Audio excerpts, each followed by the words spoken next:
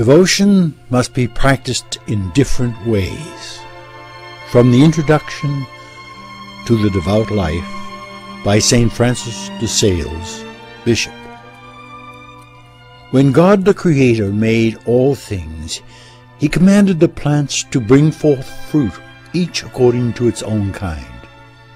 He has likewise commanded Christians, who are the living plants of His church, to bring forth the fruits of devotion, each one in accord with his character, his station, and his calling.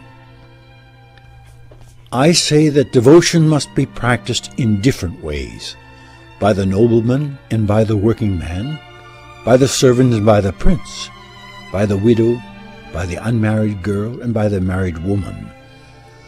But even this distinction is not sufficient, for the practice of devotion must be adapted to the strength, to the occupation, and to the duties of each one in particular. Tell me, please, my Philothea, whether it is proper for a bishop to want to lead a solitary life like a Carthusian, or for married people to be no more concerned than a Capuchin about increasing their income, or for a working man to spend his whole day in church like a religious, or on the other hand, for a religious to be constantly exposed like a bishop to all the events and circumstances that bear on the needs of our neighbor. Is not this sort of devotion ridiculous, unorganized, and intolerable? Yet this absurd error occurs very frequently, but in no way does true devotion, my Philothea, destroy anything at all. On the contrary, it perfects and fulfills all things.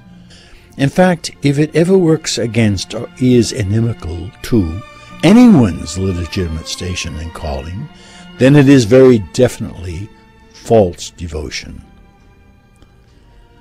The bee collects honey from flowers in such a way as to do the least damage or destruction to them, and he leaves them whole, undamaged and fresh, just as he found them. True devotion does still better.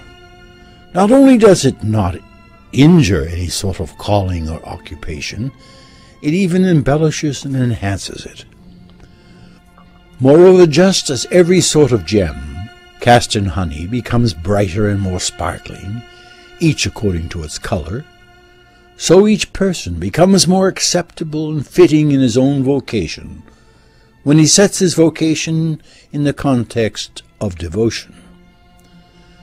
Through devotion, your family cares become more peaceful, mutual love between husband and wife becomes more sincere, the service we owe to the Prince becomes more faithful, and our work, no matter what it is, becomes more pleasant and agreeable.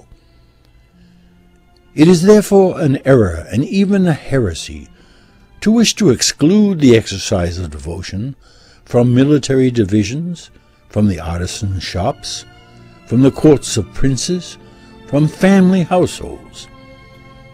I acknowledge, my dear Philothea, that the type of devotion which is purely contemplative, monastic, and religious can certainly not be exercised in these sorts of stations and occupations.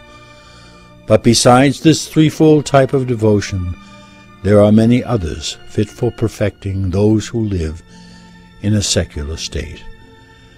Therefore, in whatever situations we happen to be, we can and we must aspire to the life of perfection.